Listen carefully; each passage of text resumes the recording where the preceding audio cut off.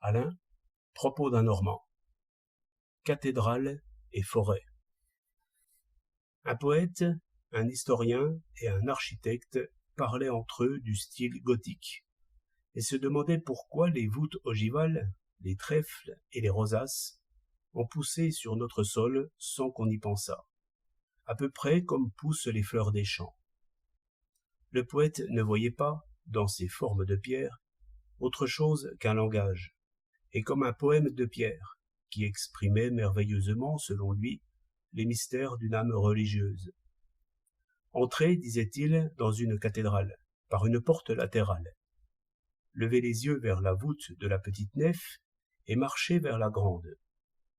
Dès que les plus hauts arceaux se montreront dans l'entrecoupement des autres, vous aurez une révélation de la grandeur, bien plus saisissante que les froids calculs et les théologies bavardes.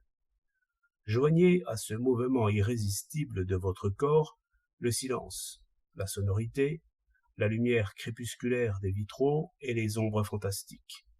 Alors, dans un court moment, vous craindrez, vous aimerez, vous prierez et vous chanterez. Voilà le vrai missel, où chacun lit sans épeler. Mais non, dit l'historien, c'est vous qui faites le poème. La cathédrale n'est qu'une prose ambitieuse. Il faut toujours que les villes rivalisent entre elles. C'est pourquoi chacune d'elles voulut faire plus grand que ses voisines. Et quant à la forme ogivale, l'idée en fut suggérée sans doute par quelque nécessité naturelle ou par quelque coutume, ce qui est au fond la même chose. L'ogive n'est pas sortie d'une cervelle mystique.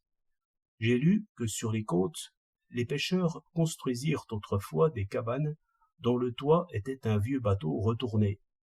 Ne croyez-vous pas que la nef d'une cathédrale ressemble assez bien à un bateau retourné? Au reste, nef ou nauf, cela vient d'un mot latin qui signifie navire. Bah, dit l'architecte, ne cherchez pas si loin. Dans tous les temps, on a construit comme on a pu. À mesure que les villes prenaient de l'importance, on a fait des voûtes rondes de plus en plus hautes et larges, si bien qu'elles s'écroulèrent un peu partout, et principalement dans les pays où la pierre est tendre. C'est ainsi qu'on a été amené à renoncer au plein cintre et à inventer l'ogive, qui n'est qu'un expédient de maçon auquel nos yeux se sont habitués. Ils parlaient ainsi en suivant des chemins forestiers. Ils entrèrent sous une haute futaie. Les troncs montaient d'un seul jet vers la lumière. À peu près à la même hauteur, ils lançaient des branches que la lumière tirait vers le haut et que la pesanteur courbait un peu. Ces branches s'entrecoupaient en formant des ogives. Les brindilles dessinaient des rosaces à travers lesquelles on voyait un peu de ciel ici et là. La terre était nue et sonore. Une ombre fraîche flottait sur la terre. Leur voix courait d'arbre en arbre, comme si des dieux sylvains s'étaient enfuis.